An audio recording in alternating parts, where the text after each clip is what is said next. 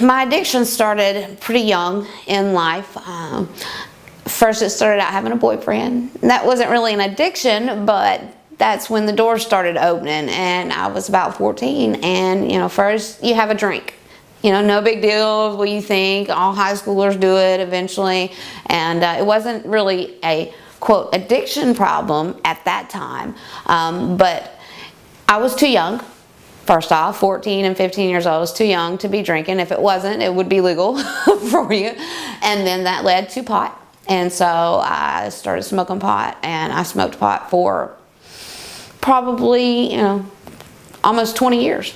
And then the marijuana leads to other things, LSD, mushrooms, pills, opiates and barbiturates and opium. I mean, you name it. And in the past, I was called a garbage can junkie. If you put it in front of me, I was going to do it. Cocaine, methamphetamines. I never did heroin or PCP.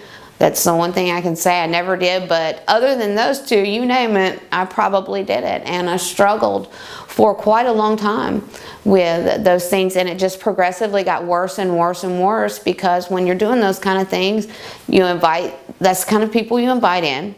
And there's a gateway drug, and I say it's alcohol. A lot of people say it's pot, but it was alcohol, and then that led to one thing, which led to another and another, and eventually I was putting needles in my arms. And that was probably between the ages of like 18 and 25, and I'm 34 now. So I kind of had moved on from that. I had 2 years of sobriety after I went to that 12-step treatment center.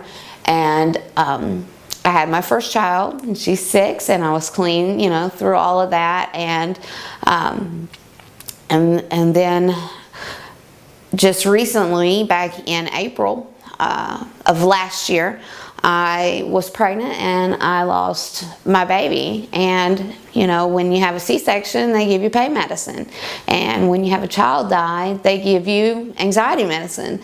And so I got hooked on Xanax and pain pills, and it just went crazy. Xanax is insane. To me, it is the devil.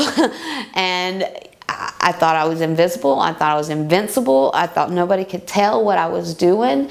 And, I think the week before I got here, I took like 200 Xanax bars in a week. And so it's a miracle that I even made it here.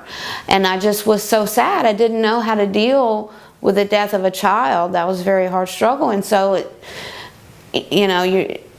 a lot of things take a hit when that happens. Your marriage takes a hit, and your sense of being a good mom takes a hit. Even though I really had nothing to do with my child dying, I blamed myself, and it was just a downward spiral, and it just kept getting worse and worse and worse. And I had a wreck, and thank God no one was hurt, and my kids weren't with me.